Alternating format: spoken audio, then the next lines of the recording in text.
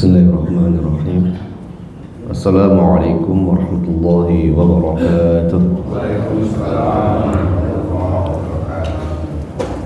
Innal hamdalillah nahmaduhu wa nasta'inuhu wa nastaghfiruh wa na'udzu billahi min shururi anfusina wa min sayyiati a'malina. Man yahdihillahu fala mudilla lahu wa man yudlilhu fala hadiya lahu. Asyhadu an la ilaha illallah wahdahu la syarika lah wa asyhadu anna Muhammadan 'abduhu wa rasuluh sallallahu alaihi wa ala alihi wa sahbihi wa sallama tasliman katsira. Amma ba'd. Allahumma inna nas'aluka 'ilman nafi'an wa rizqan thayyiban wa 'amalan mutaqabbalan. Allahumma 'allimna ma yanfa'una wanfa'na bima 'allamtana wa zidna 'ilman wa 'amalan. Subhanaka la ilma lana illa ma 'allamtana innaka antal alimul hakim. Ikhwani fi din, a'azzanallahu wa iyyakum. Alhamdulillah, kita bersyukur pada Allah Subhanahu wa taala yang masih terus memberikan pada kita semua limpahan nikmat dan karunia-Nya, sehingga pada kesempatan pagi hari ini kita kembali bisa menunaikan kewajiban kita melaksanakan salat subuh berjamaah.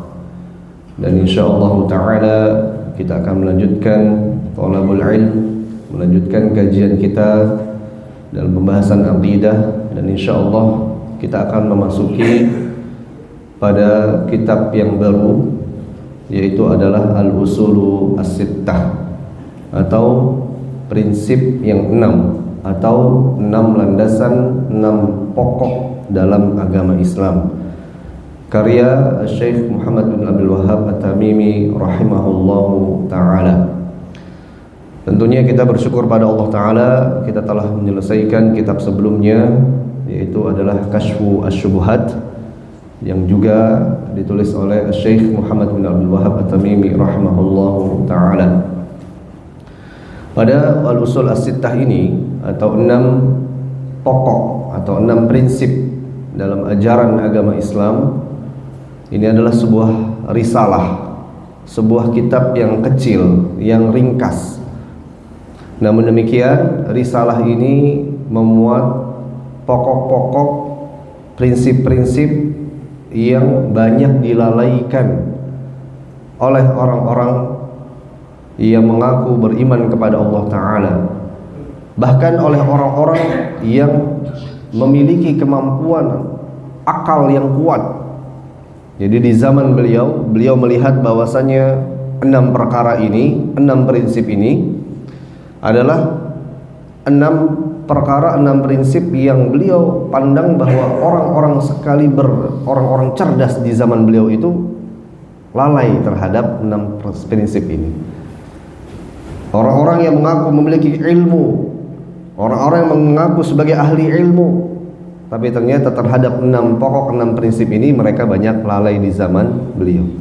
Dan tentunya di zaman kita, mungkin kita biasa atau sudah sering mendengar hal-hal yang disebutkan dalam 6 prinsip ini. Namun demikian, 6 prinsip ini adalah landasan utama dalam kita berpegang teguh dengan akidah Ahlus Sunnah wal Jamaah sesuai dengan manhaj as-salafu as-salih.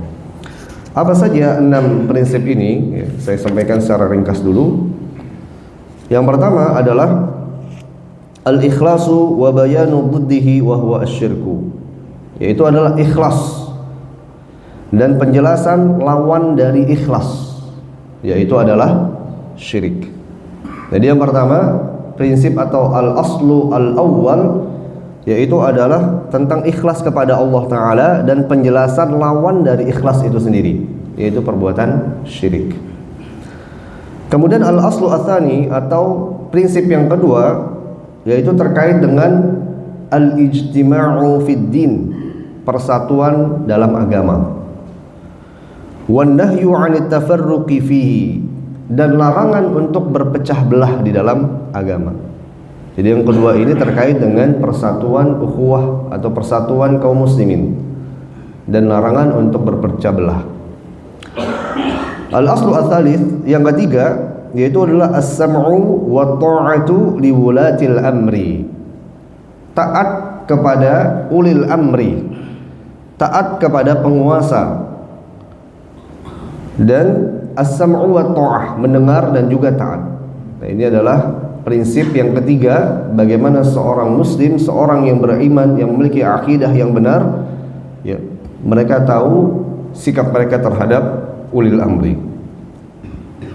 Al-aslu ar-rabi', yang keempat, bayanul ilmi wal ulama, penjelasan tentang apa itu ilmu dan siapa orang-orang yang berilmu atau ulama itu.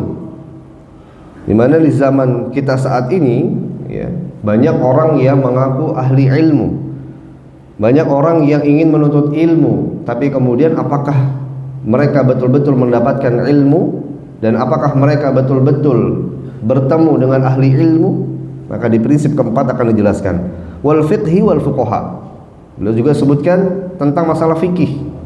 Apa itu fikih dan siapa itu para fuqaha atau ahli-ahli fikih?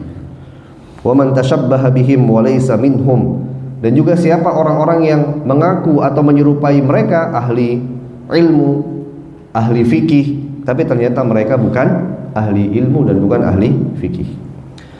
Al-aslu al-khamis, yang kelima, prinsip yang kelima, yaitu adalah bayanu manhum awliyaullah, penjelasan siapa mereka itu wali-wali Allah.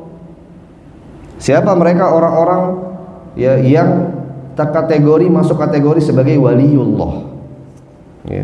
Ini yang kelima. Dan yang terakhir, al-aslu as-sadis, yang keenam, raddus syubhah allati wada'aha asyaitanu fi tarkil qur'ani was sunnah, tentang bagaimana menolak syubhat terhadap syubhat-syubhat yang dilontarkan oleh syaitan dalam meninggalkan Al-Quran dan As-Sunnah. Orang-orang yang menolak Al-Quran dan As-Sunnah, ya, mereka memiliki kerancuan syubhat-syubhat, ya. Maka di aslu as-sadis atau perkara atau prinsip yang keenam ini adalah penjelasan tentang bantahan bagaimana menolak syubhat-syubhat terkait orang yang menolak Al-Quran dan As-Sunnah. Jadi ada 6, ya, kita pahami dulu bahwa yang pertama ikhlas, yang kedua apa? Persatuan umat, ijtima'uddin, kemudian yang ketiga taat, ya, kepada ulil amri, yang keempat ilmu dan ahli ilmu, yang kelima siapa itu wali-wali Allah, dan yang terakhir, ya, menolak syubhat orang yang meninggalkan Al-Quran dan As-Sunnah. Nah, insyaallah kita akan masuk pada Alkitab, ya, kita masuk pada kitab Al-Usul As-Sittah. Qala al-muallif rahimahullahu ta'ala wa nafa'allahu bihi ilmahu fid dharain wa ghafarallahu bihi dhunubah. Bismillahirrahmanirrahim.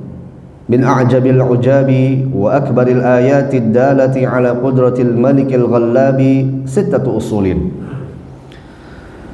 Beliau memulai dengan basmalah, sebagaimana biasanya dalam risalah beliau. Kita sudah mulai dulu dari usul thalathah, sama beliau juga memulai dengan basmalah. Lalu kita juga jelaskan qawaidul arba' juga mulai dengan basmalah. Pada kasyfus syubhat juga demikian, beliau memulai risalah dengan basmalah. Dan pada usul sittah ini beliau juga memulai dengan basmalah. Yang tentunya basmalah ini yang pertama adalah sebagai tabarruk, ya, kita mendapatkan, ingin meraih keberkahan dari Allah Ta'ala dengan menyebut nama Allah Ta'ala. Kemudian juga dengan basmalah ini, ya, kita menjalankan perintah Allah Ta'ala sebagaimana dilakukan oleh para nabi-nabi terdahulu. Mereka memulai risalah mereka, memulai tulisan-tulisan mereka menggunakan Bismillahirrahmanirrahim. Siapa yang pertama kali mengucapkannya? Nabi Sulaiman. Ya, innahu min Sulaiman wa innahu Bismillahirrahmanirrahim. Dalam surat An-Naml ayat 30 Allah sebutkan bagaimana ketika Nabi Sulaiman memulai tulisan beliau kepada Ratu Bilqis, ya, kemudian beliau memulainya dengan Bismillahirrahmanirrahim. Beliau mengatakan min a'jabil ujabi, ya, termasuk dari sesuatu yang menakjubkan, sesuatu yang aneh, wa akbaril ayati dalah, dan termasuk dari ayat atau tanda-tanda yang paling besar yang menunjukkan ala qudratil malikil ghallabi, yang menunjukkan kepada kemampuan al-malik. Siapa di sini al-malik? Allah Ta'ala. Beda dengan al-malik, ya. Al-Malik itu yang menguasai. Tapi kalau Al-Maliku adalah maharaja. Allah Ta'ala sebagai maha raja di raja. Al-Ghallab, ya, Allah Ta'ala yang maha mendominasi, yang artinya apapun yang ada di alam semesta ini yang memiliki kekuatan, yang memiliki pujian, yang memiliki keindahan dan seterusnya, maka Allah semuanya yang mendominasinya. Kalau kita katakan ada makhluk yang paling hebat, yang paling berkuasa, maka Allah yang paling hebat dan paling berkuasa. Ada yang paling indah, paling terpuji, maka Allah lah yang maha paling indah dan maha terpuji. Al-Ghallab. Kata beliau bahwasanya di antara tanda-tanda yang menunjukkan kekuasaan Al-Malik Al-Ghallab, yaitu Allah Ta'ala, adalah sittatu usulin. Ada 6 prinsip ini. Tadi kita sudah jelaskan secara umum 6 prinsip ini. Bayyanahu Allah Ta'ala bayanan wadihan lil awam. Beliau katakan bahwa 6 prinsip ini bukanlah asalnya dari beliau, dari diri sendiri, namun ini adalah sebuah metode yang memang bersumber dari Al-Quran dan Al-Hadis, dari nas-nas.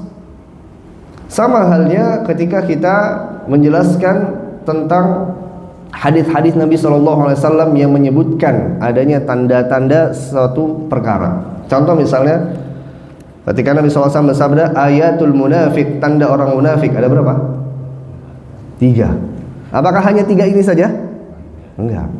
Namun di sini Nabi SAW menggunakan metode bahwa dalam hadis ini ya ada 3. Ya, jika berbicara dia berdusta.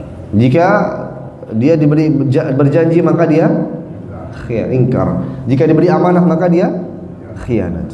Ya, ini adalah metode.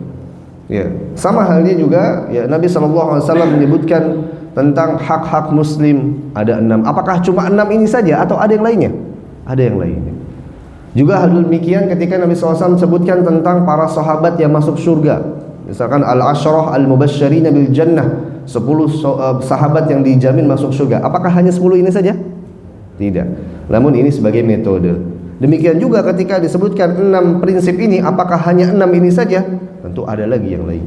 Namun di sini sebagai metode dalam ta'lim, dalam pembelajaran, ya, sebagaimana kita mengetahui bahwa metode itu adalah sebuah sarana yang memudahkan dalam kita mempelajari suatu ilmu. Ya, dalam ilmu bahasa, ya, satu kalimat dalam bahasa Arab terdiri dari apa? Dari 3. Dari isim, dari fi'il, dan dari huruf. Ada kata benda, ada kata kerja, ada huruf. Itu sebagai metode-metode bagaimana dijelaskan komponen-komponen dalam suatu kata atau dalam satu kalimat dalam bahasa Arab. Demikian juga ini.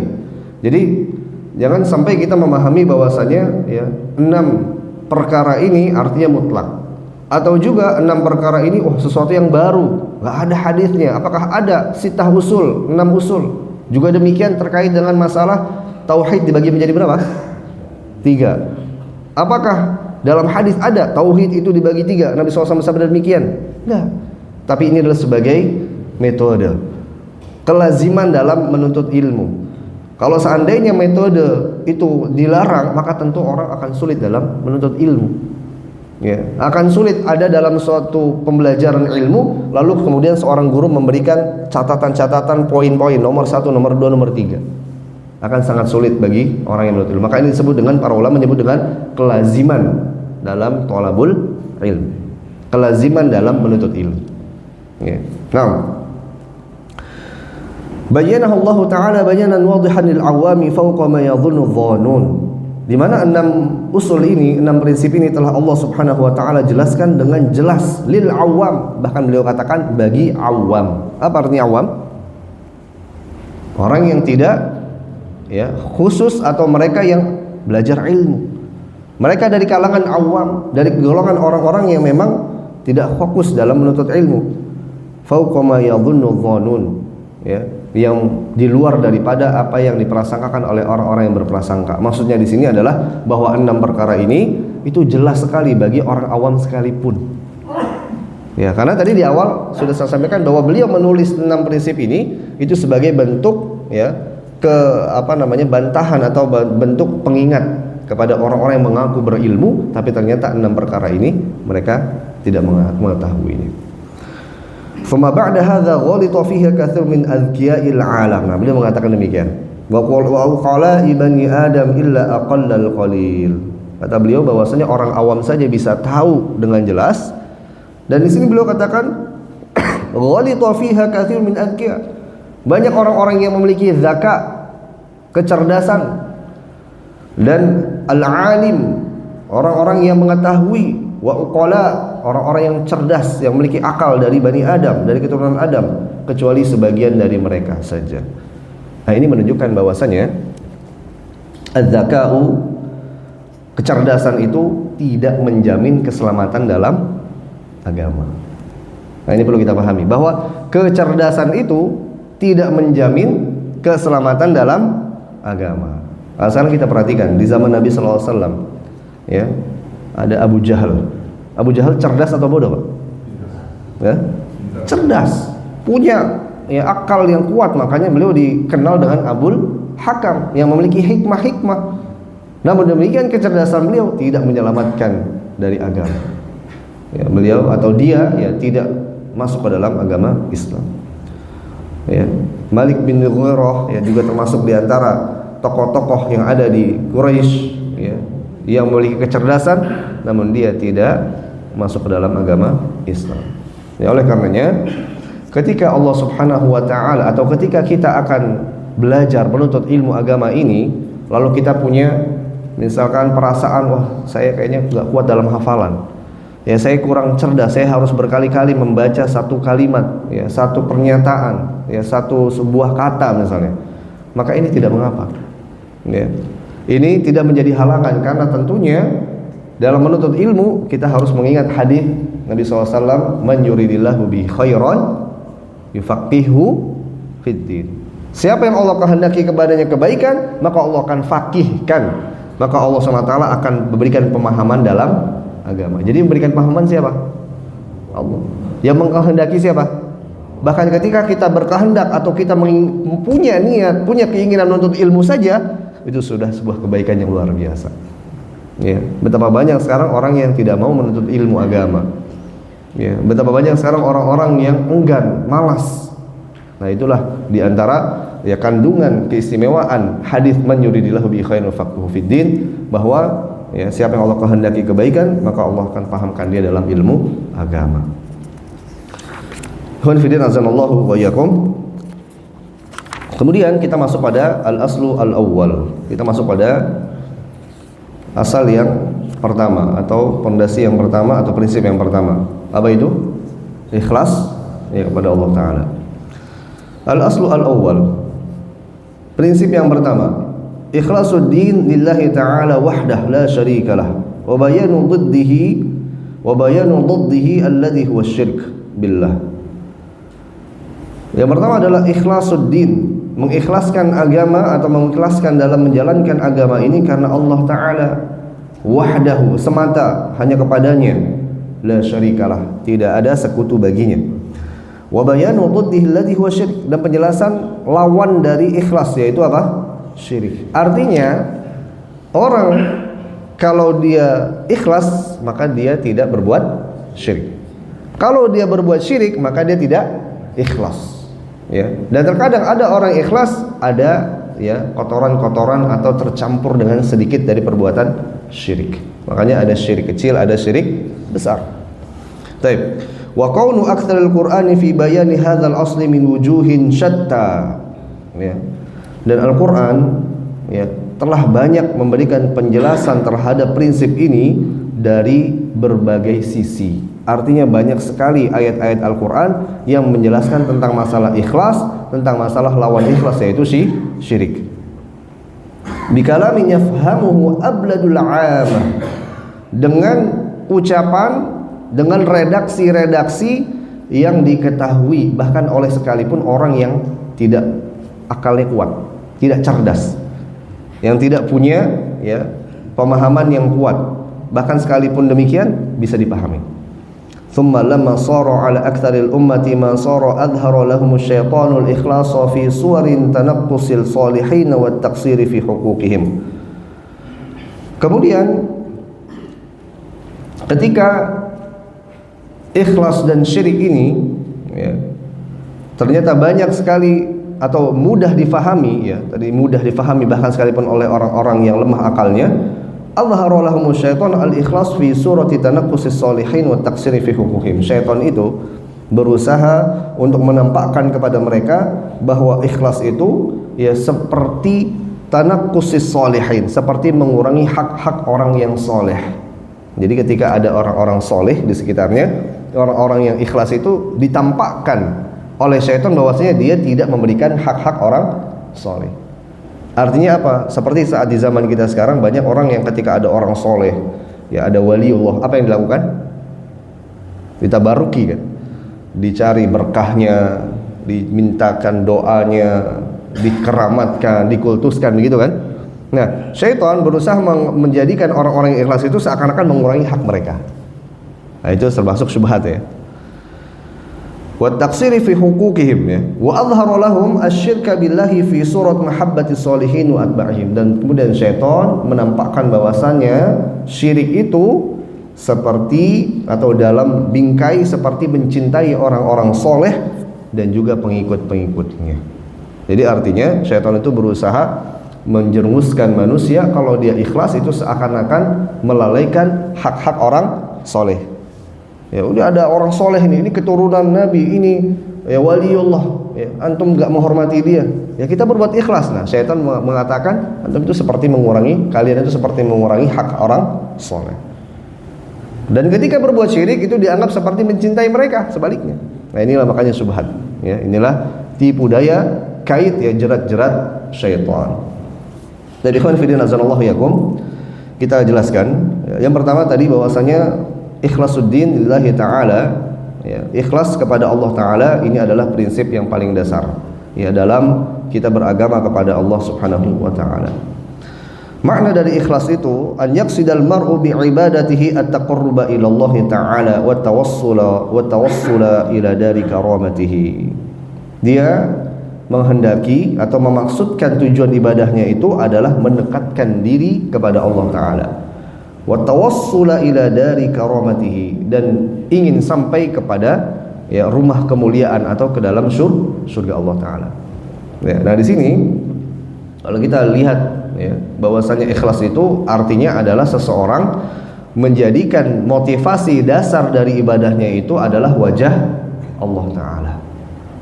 Nah ini bisa kita jadikan ciri orang ikhlas, ya, minimal ada dua, ya, banyak ciri-cirinya tapi kita, ya, sebagai bentuk pemudahan, ya, untuk memahami ikhlas ini, karena ikhlas ini adalah sesuatu yang harus kita wujudkan setiap kali kita melakukan ibadah, ya. Karena hati ini apa Pak? Hati ini lemah. Kita sekarang sudah ikhlas, tapi ketika dipuji gimana rasanya? Senang tidak dipuji? Senang. Lalu ketika pujian itu masuk ke dalam hati, ibadah semakin semangat. Lama-lama ibadahnya tujuannya ingin dipuji. Itulah, ya, lemahnya hati manusia. Ya, oleh karenanya ada dua, ya, ciri ikhlas. Yang pertama itu adalah al-amalu liwajhillahi ta'ala. Melakukan amal ibadah ini niatnya hanya untuk wajah Allah Ta'ala. Apa indikatornya? Yang pertama, dia ingin dapat pahala dari Allah Ta'ala saja. Ya. Kalau ibadah-ibadah mahdhah atau ibadah-ibadah yang hubungannya kepada Allah Ta'ala, ya kita sudah tahu, ya, salat misalnya, ketika kita akan salat, ya, kita berdiri, kita memperbaiki thaharah kita, memperbaiki niat kita dan seterusnya. Tapi kalau hubungannya kepada sesama, ini sangat, ya, rentan sekali terhadap, ya, ketidakikhlasan. Contoh misalnya gini, ya, kita punya tetangga, ya, antara sesama tetangga itu saling membantu, biasa, saling meminjamkan barang misalnya. Apa biasanya barang yang sering dipinjamkan tetangga? Tangga, ya, namanya tetangga, ya. Yang paling sering tangga, pinjam tangga, ya. Setelah pinjam tangga, ya, maka orang yang ikhlas ketika diminta untuk dipinjamkan tetangganya atau tangganya, maka dia harus tahu bahwasanya Nabi SAW bersabda apa? Innallaha ma'a aunil abdi maka al abdu fi auni akhihi. Allah Subhanahu wa Ta'ala akan senantiasa memberikan pertolongan kepada seorang hamba selama seorang hamba tersebut memberikan pertolongan kepada orang lain. Maka niat dia ketika meminjamkan, oh, saya ingin mendapatkan pertolongan dari Allah Ta'ala, maka dia pinjamkan. Nah, ketika ini maka satu, ya tanda ciri ikhlas sudah dia lakukan. Bukan semata-mata karena wah dia sudah baik sama saya maka saya akan baik sama dia. Kalau dia nggak baik sama saya nggak akan baik sama dia. Bukan itu. Ya, jadi betul-betul motivasi dasar dari ibadahnya itu adalah mengharapkan pahala dari Allah Ta'ala. Dan ini harus dipelajari. Dengan kita menuntut ilmu kita jadi tahu betapa banyak pintu-pintu kebaikan, balasan-balasan kebaikan. Ya. Meminjami uang misalnya juga Pak. Ada pahalanya tidak memberikan hutang? Ada tidak? Apa pahalanya? Siapa yang memberikan ya man aqrada ala akhihi ardain ya atau kama qala sallallahu siapa yang memberikan pinjaman kepada saudaranya 2 kali pinjaman maka seakan-akan dia bersedekah dengan 1 kali. Misalnya tetangganya pinjam uang 1 juta dikasih pinjam. Nah, itu dapat pahala sudah. Tapi ketika dia pinjam lagi yang kedua ini sudah dikembalikan lalu dia pinjam lagi. Nah, yang keduanya itu seakan-akan dia bersedekah dengan 1 juta rupiah padahal dia nggak mengeluarkan uang. Dia nggak mensedekahkan, dia hanya meminjamkan. Tapi ternyata pahalanya seperti bersedekah dengan nilai yang sama. Nah ini motivasi untuk beribadah karena Allah Ta'ala. Maka dia harus belajar. Kita harus membaca hadis-hadis Nabi SAW, membaca keutamaan amalan-amalan sehingga kita bisa melakukan ibadah motivasinya karena Allah Ta'ala. Baik, ini yang ciri yang pertama. Ya, di dalam surah Az-Zumar ayat 11 Allah firmankan ya, perintahkan kepada Nabi SAW, qul katakanlah inni umirtu an a'budallaha mukhlishan lahud-din. Aku ya diperintahkan untuk beribadah kepada Allah Ta'ala dengan ikhlas. Ya, Nabi saja diperintahkan untuk ikhlas, terlebih lagi umatnya. Baik. Yang kedua, tanda dari ikhlas itu adalah an yakunal madhu wa dhammu sawaan. Baginya pujian dan celaan itu sama saja baginya. Ya, bagi dia pujian dan celaan itu sama saja. Apa maksudnya? Contoh tadi kasus tangga. Ya. Setelah dikembalikan, tetangga tadi nggak bilang makasih. Umumnya gimana, Pak? Hadirin sekalian. Kita meminjamkan barang seperti tadi contohnya tangga kepada tetangga kita, lalu setelah dipakai dikembalikan, dia nggak bilang terima kasih, langsung balikin. Itu tetangganya udah ya. Nggak ada ucapan terima kasih, cuma bilang itu tangganya udah ya. Gimana sikap manusiawi Pak? Besok kalau pinjam nggak dikasih. Berarti pujian dan celaan atau ketika orang tersebut yang kita bantu tidak berterima kasih, tidak memuji, berpengaruh ke dalam hati dia. Berarti belum ikhlas. Belum ikhlas. Makanya indikator kedua itu adalah pujian dan celaan itu sama saja bagi dia. Mau dia bilang terima kasih, mau dia baik, mau dia tidak baik, nggak ada masalah. Karena yang dia harapkan yang pertama tadi, wajah Allah Ta'ala. Kita lihat di surat Al-Insan ayat 9. Ketika Allah Subhanahu wa taala menjelaskan tentang orang-orang yang ikhlas dalam bersedekah. Apa perkataan orang-orang ikhlas tersebut? Mereka berkata, innama nut'imukum liwajhillah. Sesungguhnya kami memberikan makan kepada kalian, sedekah kepada kalian itu hanya semata-mata karena wajah Allah. Lalu mereka berkata, la nuridu minkum jazaa'a wala syukur. Kami tidak menginginkan timbal balik, balasan ataupun ucapan terima kasih. Subhanallah. Ya. Kalau kita baca dalam tafsirannya, ya Aisyah radhiyallahu taala anha pernah ya memberikan satu sedekah dan memerintahkan sahabat itu untuk memberikan pada orang fakir miskin, ya. Dan tidak perlu meminta ucapan terima kasih, hanya dengarkan saja apa doa-doa mereka. Dengarkan doa-doa orang-orang miskin yang dibantu tadi. Hanya itu saja. Bukan minta doa. Bukan minta doa, tapi hanya coba para sahabat dengarkan bagaimana doa-doa mereka. Ya. Nah, ini satu hal yang kalau di zaman kita sekarang banyak orang yang kalau memberikan sesuatu request sesuatu, betul? Meminta sesuatu. Ya, adanya timbal balik. Sebagian ulama mengatakan, ya, ini sebetulnya nggak masalah. Ya, boleh-boleh saja, tapi mengurangi keikhlasan tadi. Karena ciri ikhlas tadi, ya, pujian, celaan, ya, ucapan terima kasih dan lainnya sama saja bagi dia. Ya, nggak ada pengaruhnya. Innama nut'imukum liwajhillah la nuridu minkum jazaa'a wala syukura. Nah, sehingga Gambaran orang ikhlas tadi ketika dia meminjamkan tangga kepada tetangganya selesai mengatakan itu tangganya ya, dia bilang oh iya, ya, syukuran, kita yang bilang terima kasih, ya kita kasih, simpan lagi. Dia mau pinjam lagi, kita kasih nggak? Kita kasih, ya, karena kita tahu bahwasanya membantu orang lain mendatangkan bantuan Allah Taala kepada kita. Nah itu adalah indikator keikhlasan. Ya, mudah atau sulit? Mudah atau sulit? Ya, mudah di lisan, sulit diamalkan. Ya, mudah di lisan, sulit diamalkan. Demikianlah memang ikhlas itu. Oleh karenanya, orang yang ikhlas itu ya pertama menjadi syarat diterimanya amal. Ya, itu syarat terimanya amal. Ketika Allah berfirman dalam surat Al-Mulk ayat kedua, "Alladzi khalaqal mauta wal hayata liyabluwakum ayyukum ahsanu amala." Dialah yang menciptakan kehidupan dan kematian dan kehidupan untuk menguji kalian siapa yang paling ahsan, siapa yang paling baik amalannya. Apa maksudnya paling baik? Ya, Fudail bin Iyad ya rahimahullah menafsirkan, dan kita bisa lihat dalam tafsir Ibnu Katsir ya, bahwasanya beliau menyebutkan ya, perkataan dari Fudail bin Iyad ya, seorang tabi'in mengatakan yang paling baik itu adalah dua, akhlasuhu wa aswabuhu, yang paling ikhlas dan yang paling benar. Yang paling ikhlas itu apa? Yang paling ikhlas itu adalah yang dilakukan karena Allah Ta'ala. Yang paling benar itu apa? Maka ala sunnah, yang sesuai dengan sunnah Nabi Sallallahu Alaihi Wasallam. Ya, jadi yang pertama ya urgensi daripada ikhlas ini adalah syarat diterimanya amal. Ini sudah kita ketahui. Nah yang kedua ada lagi bahwasanya ikhlas itu akan meninggikan derajat kita di sisi Allah Subhanahu Wa Taala. Adalah sebuah hadis ketika Nabi Sallallahu Alaihi Wasallam berkata kepada seorang laki-laki yang sakit dan akan meninggal dunia. Lalu kemudian ya, Nabi SAW berkata kepada dia dengan beberapa hadis dan dengan beberapa ucapan, dan diantaranya beliau bersabda, innaka lan tukhallaf, sesungguhnya engkau tidak akan ya meninggal dulu atau engkau masih hidup di dunia ini, fata'mala amalan, dan engkau kemudian melakukan sebuah amal, tabtaghi bihi wajh Allah, di mana amal itu hanya engkau harapkan wajah Allah saja. Ini maksudnya apa? Ikhlas. Apa kata Nabi SAW? Illa zdadta bihi darajah wa rif'ah, kecuali Allah akan tambahkan kepadamu ya derajat di sisi Allah dan ketinggian di sisi Allah Subhanahu wa Ta'ala. Jadi orang-orang ikhlas itu mendapatkan tempat tersendiri di sisi Allah Ta'ala, luar biasa ya.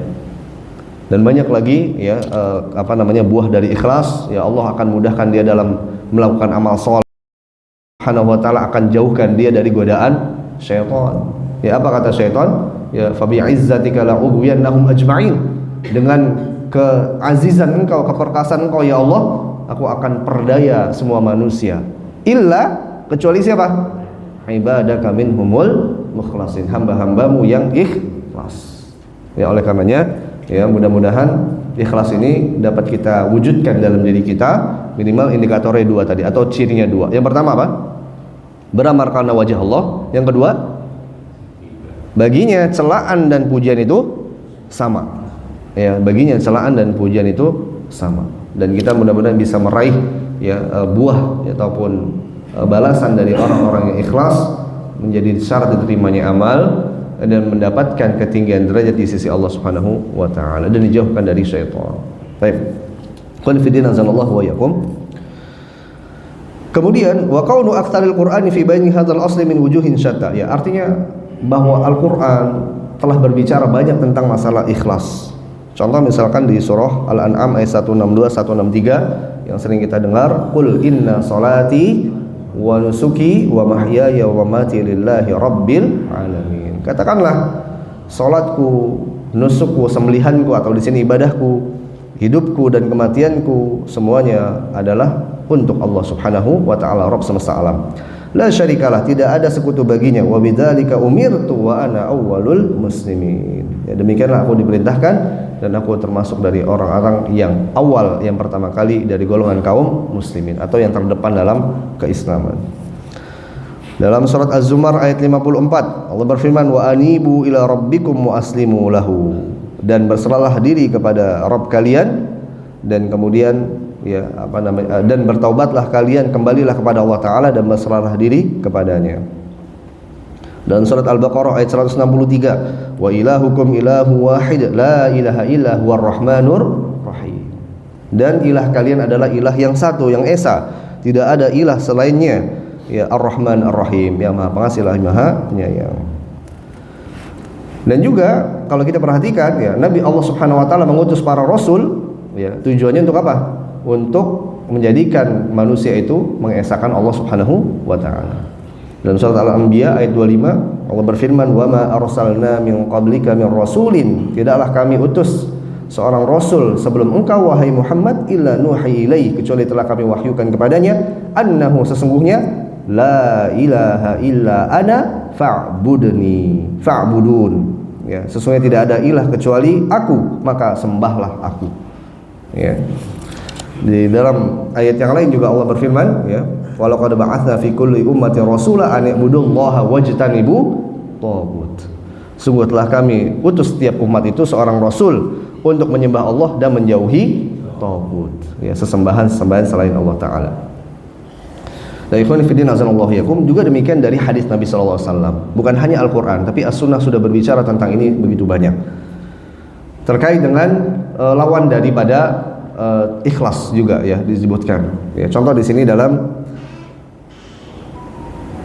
kisah seorang laki-laki yang datang kepada Nabi sallallahu alaihi wasallam dan berkata, "Masya Allah wa syi'ta." Masya Allah, ya, atas kehendak Allah dan engkau. Maka Nabi bersabda, "Aja'altani lillahi nidda?" Apakah engkau ingin menjadikanku tandingan Allah? Bal masya Allah wahdah. Katakan masya Allah wahdah. Ya, hanya atas kehendak Allah semata. Karena waw di sini itu artinya apa? Penyamaan. Nah, ini jadi hati-hati, banyak di zaman kita sekarang ya, ini atas ya ridho Allah dan ridho ya Rasulullah misalnya. Ya, menyamakan Allah dengan Rasulnya, berbeda. Apalagi yang di bawah Nabi SAW kedudukannya, ini atas ridho Allah dan ridho suami, ya, kata para ummahat, ya. Ya, atas ridho Allah dan ridho para suami. Boleh nggak? Ada yang salah nggak di situ kata-katanya? Apa yang salah? Kata dannya, bukan suaminya, Pak. Ya, aman Pak, insya Allah Bapak, ya. Kata dannya ini, karena dan itu al-waw at-taswiyah, untuk menyamakan. Makanya yang benar adalah ini atas ridha Allah, kemudian ya ridha dari suami, kemudian karena keridhaan engkau, ya, karena suami ridha kepada istrinya atau istri ridha kepada suaminya. Yang penting kata dan ini nggak boleh disamakan, ya, harus dengan kata thumma, kemudian, karena thumma itu menunjukkan ada yang di atas, ada yang di bawah. Ini atas, ya, alhamdulillah saya bisa ya atau bisa mendapatkan rezeki ini, bisa menyelesaikan ini atas ridho Allah, kemudian ridho dari suami atau izin dari suami atau support dari suami, silahkan. Tapi nggak boleh menyamakan antara Allah dengan makhluknya, karena ini menjadikan tandingan.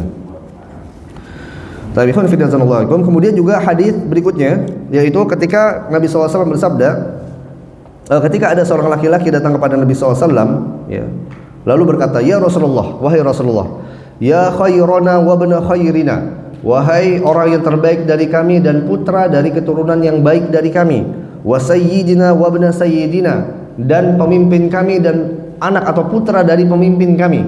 Karena kita tahu Nabi SAW itu dari Bani Hashim, dari Quraisy. Quraisy itu memang sudah punya keistimewaan. Makanya ada surat apa? Quraisy, ya. Yang kemudian sebab Quraisy itu, surat Quraisy itu sebelumnya surat apa? Hadirin sekalian, sebelum surat Quraisy sebelumnya surat Al-Fil. Ya. Apa kandungan dari Al-Fil? Allah menyelamatkan kota Makkah dari serangan pasukan gajah. Dan di surat Quraisy lalu kemudian Allah memulai dengan li'ila fi Quraisy, karena sebab Quraisy, karena sebab perjalanan atau kebiasaan-kebiasaan orang Quraisy, suku Quraisy. Ya, sebagian ulama mufassirun mengatakan ada hubungan antara Al-Fil dengan Quraisy. Kenapa Allah selamatkan kota Makkah dari serangan gajah? Karena Quraisy. Maka kemudian di surat Quraisy dilanjutkan lagi, ya, ila fi Quraisy, ya, ila fihim ila tasyita'i wa shaif falyabudu rabb hadzal bait alladzi at'amahum min ju' wa amanahum min khauf. Wa amanahum min khauf ini diselamatkan dari rasa takut karena Allah telah memberikan mereka penyelamatan dari pasukan gajah, maka falyabudu, maka sembahlah Allah. Jadi ada sebab dan akibat. Ya, maka sebagian imam itu, kalau antum pernah salat, ada imam yang membaca Al-Fil lalu Quraisy menyambungnya, ya, itu menunjukkan makna yang sempurna dan menunjukkan bahwasanya imam tersebut paham ya dengan surat Fil dan surat Quraisy. Ya. Nah, ketika ada laki-laki yang memuji Nabi SAW berlebihan tadi, ya, apa kata Nabi SAW? Ya Yuhannas, wahai manusia, qulu biqaulikum, tinggalkan ucapan kalian. Wala yastahuyannakum syaitan, jangan syaitan itu memperdaya kalian. Jangan syaitan itu sampai menyeret kalian untuk melakukan apa? Gulu, berlebih-lebihan kepada Nabi SAW. Ana Muhammadun Abdullah wa Rasuluh. Aku ini adalah Muhammad, hamba Allah dan Rasulnya. Ma uhibbu an ta'rifunani fawqa manzilati. Aku tidak suka engkau mengenalku atau kalian memanggilku dengan manzilah atau kedudukan yang lebih daripada allati anzalani Allahu azza wa jal, yang telah Allah SWT berikan kepadaku. Nabi SAW itu sebagai seorang apa? Manusia pilihan, ya, sebagai utusan. Maka jangan berlebih-lebihan kepada Nabi SAW atau sampai mengatakan apa? Anta nurun, ya, engkau adalah cahaya. Dalam qasidah-qasidah itu kan? Apa? Gimana contohnya itu, Pak? Gimana contohnya? Nggak pernah ikutin, alhamdulillah. Ya, sampai mengatakan ya anta nurun ala nur, engkau adalah cahaya di atas cahaya, atau ya apa namanya? Gimana? Nah, kalau mengucapkan kata sayyidina, ya, memang dalam satu riwayat ketika Bani Quraidah memanggil Nabi SAW, anta sayyidu sayyidina, ya, engkau adalah pemimpin kami, ya, maka Nabi SAW mengatakan as-sayyidu huwallah. Sayyid itu siapa? Allah. Tapi yang dimaksud Nabi SAW di sini adalah, ya, karena ya mereka ini adalah baru masuk ke dalam Islam, ya, sehingga mereka itu harus dikuatkan bahwasanya penguasa, ya, dari semua penguasa adalah Allah Ta'ala. Ya, namun demikian dalam riwayat yang lain Nabi SAW pernah bersabda, Anna sayyidu waladi Adam. Aku ini adalah sayyidnya anak cucu Adam.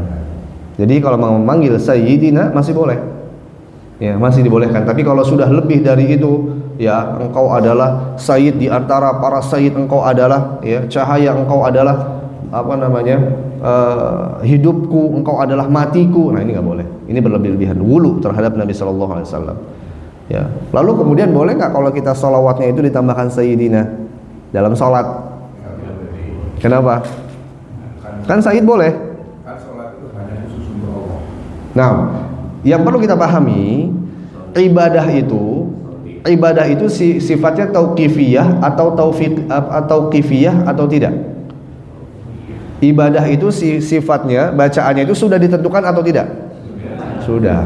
Kan tadi sudah jelaskan. Amalan yang paling benar itu pertama karena Allah, yang kedua sesuai dengan ajaran Nabi SAW. Dan Nabi SAW menyebutkan dalam, ya, dalam salawat ketika di tahiyat itu, ya, tanpa adanya sayyidina. Ya, tapi kalau di luar dari salat kita mengucapkan ya Rasulullah engkau sayyidina, boleh.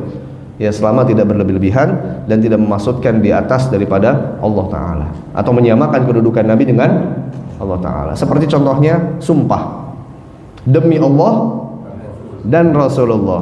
Ada yang salah nggak dengan kata-kata ini? Ada. Apa itu? Dan Rasulullah. Kalau kemudian Rasulullah berarti boleh? Boleh? Nggak boleh. Kalau sumpah hanya Allah Ta'ala. Man kana halifan falyahlif billah, kata Nabi SAW. Siapa yang bersumpah maka bersumpah hanya boleh dengan nama Allah. Makanya sumpah itu ada 3 macam. Kalau kita belajar dalam fikih ada kitab Al-Aiman wan Nadhur, ya. Ada kitab sumpah dan nadar.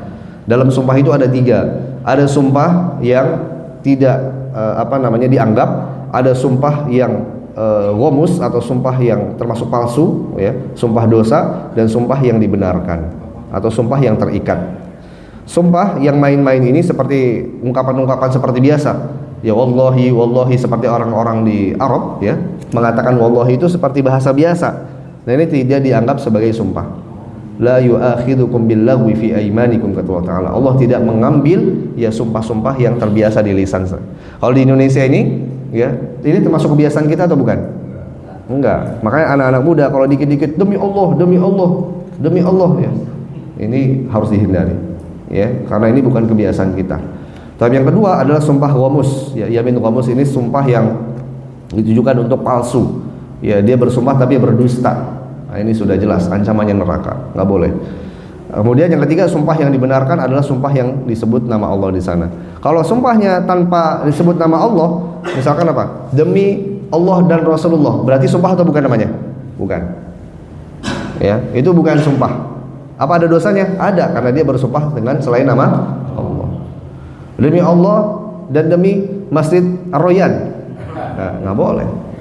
Ya, tapi kalau demi yang menguasai Ka'bah, ya Rabbul Ka'bah, Allah maksudnya di situ ya, Allah Ta'ala, itu boleh.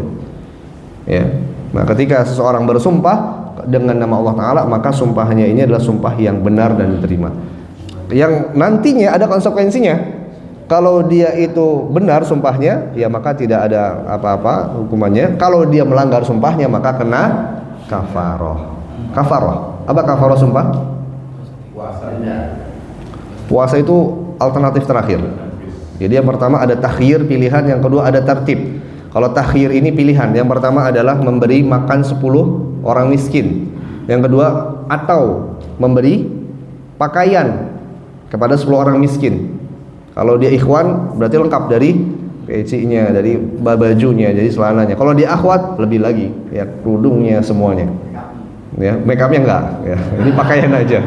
Kalau make up itu buat istri ya Pak, ya. Kalau make up nanti istrinya itu harus. Baik. Baik. Pilihan ketiga adalah membebaskan budak Muslim. Ya. Tapi kita nggak bisa, ya karena di zaman kita tidak ada zaman perbudakan. Kalau tiga ini kita pilih nggak mampu, baru yang terakhir yaitu puasa 3 hari. Ya, oleh karenanya, ya sumpah ini hanya hak Allah Taala.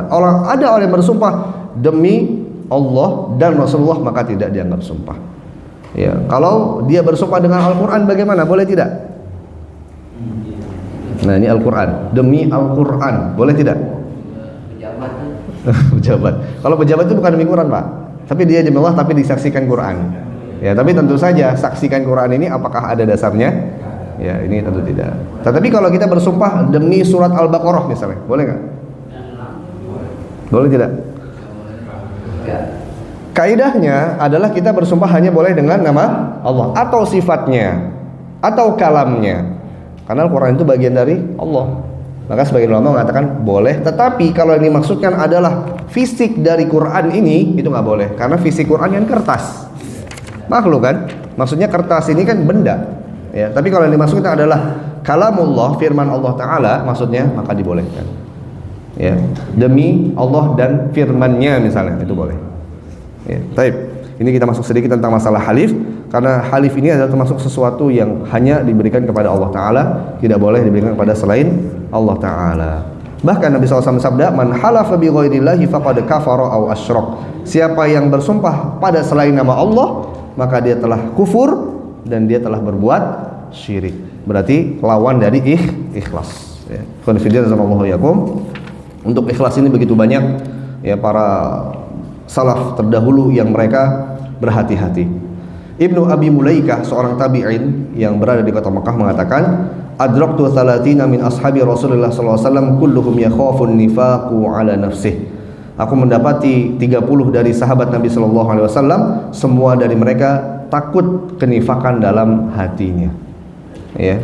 Bahkan Umar bin Khattab radhiyallahu taala anhu pernah bertanya kepada Hudzaifah bin Yaman. Jadi Hudzaifah bin Yaman ini adalah seorang sahabat yang dikenal dengan penjaga rahasia Nabi sallallahu alaihi wasallam.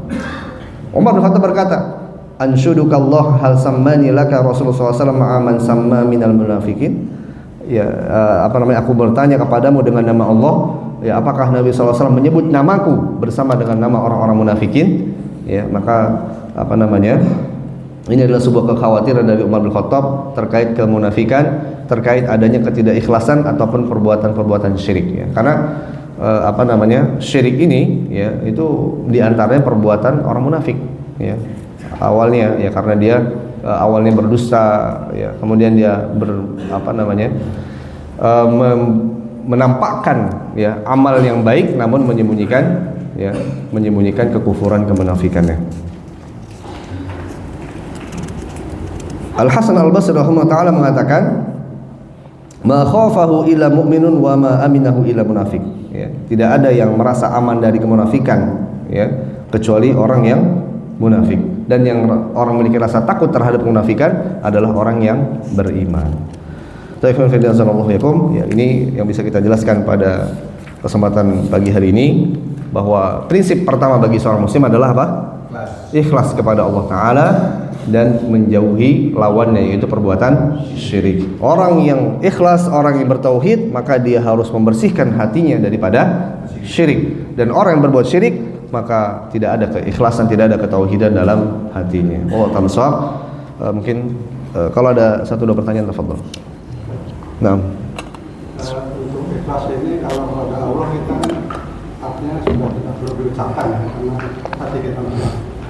Nah, tapi kalau terhadap manusia untuk meyakinkan bahwa dia ikhlas, kita sering mengucapkan saya ikhlas kok, saya ridho kok. Nah ini bagaimana untuk memastikan bahwa lawan kita itu kita sudah ikhlas pada apa yang kita beri, apa kita maafkan.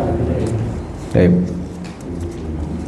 Terkait dengan mengucapkan ikhlas ya, atau mengungkapkan ikhlas itu dengan lisan, yang perlu kita pahami, ikhlas itu amalan apa Pak? Amalan hati, amalan lisan, atau amalan anggota tubuh? Fisik. Hati. Ya. Oleh karenanya, yang namanya amalan hati ini, ya, ketika dia sudah menanamkannya dalam hati dengan dua indikator tadi, ya, dia hanya mengharapkan wajah Allah dan dia tidak memperdulikan pujian dan celaan, itu sudah indikator. Ya. Ketika kemudian dia mengucapkan dengan lisan, wah saya ikhlas kok ya, saya ikhlas ya, ini saya kasih ikhlas, udah nggak apa-apa. Ya. Tentu ini ya bukan kaitan dengan masalah hati. Ya. Jadi artinya tidak lazim harus diucapkan. Tidak lazim harus diucapkan. Ketika kita memberi sesuatu, ya, kenapa kita mengatakan kalau di sekarang ya, di kebiasaan kita mengatakan saya ikhlas kok, karena dia apa? Menolak. Kalau dia nggak menolak, perlu nggak Pak kita mengatakan itu? Saya kasih antum ini ikhlas karena Allah Ta'ala ya. Perlu tidak disebutkan itu? Nggak perlu. Kenapa tadi ya yang antum sampaikan terkait dengan kenapa tadi kita harus mengatakan ini? Karena dia menolak. Oh jangan-jangan ada maunya nih ya. Ada batu di balik udang ya. Kebalik ya. Ada maksud tertentu ya. Terkadang seperti itu kan. Nah ini yang perlu kita sampaikan, bahwasanya ketika kita memberikan sesuatu ya, atau sedekah di sini ya, sedekah itu kan burhan. Sedekah itu adalah bukti dari kecintaan kita kepada Allah lebih dari harta. Ya, maka ketika kita sedekah ya, kita memberikannya dengan ikhlas, itu artinya kita memberikan ya dengan cara yang baik. Memberikan sesuatu yang baik dan tidak diapakan? Disebut-sebut. Ya, yang disebut dengan apa? Al-manni wal adza. Ya. Apa namanya? Janganlah kalian ya hancurkan sedekah-sedekah kalian ya bil manni wal adza, dengan ucapan-ucapan yang tidak baik dan juga mengganggu dia, menyebut-nyebut pemberian.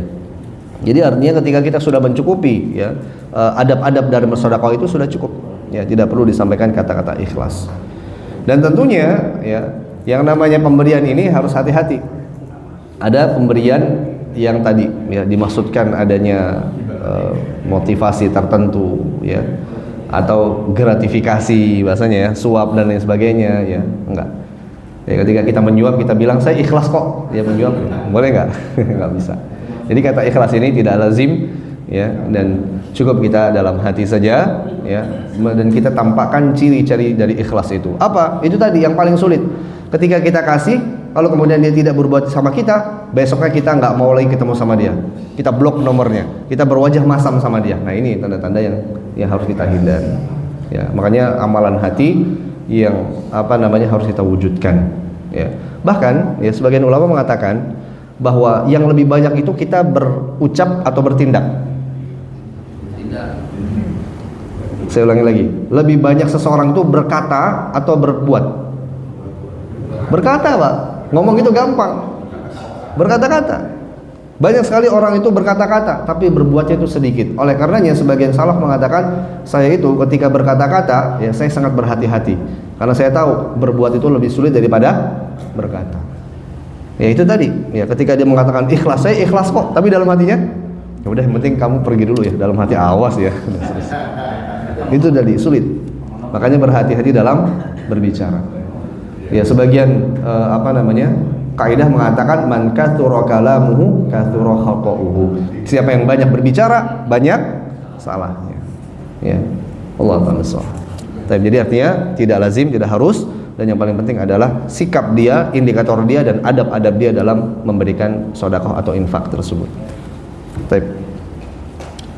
Ada lagi mungkin atau kita cukupkan? Baik, cukup ya. Kita cukupkan, ya, mudah-mudahan bermanfaat dan insyaallah bisa kita sambung lagi di pertemuan yang akan datang. Wallahu a'lam bishawab. Ya subhanakallah bihamdik, asyhadu an la ilaha illa anta, astaghfiruka wa atubu ilaik. Assalamualaikum warahmatullahi wabarakatuh.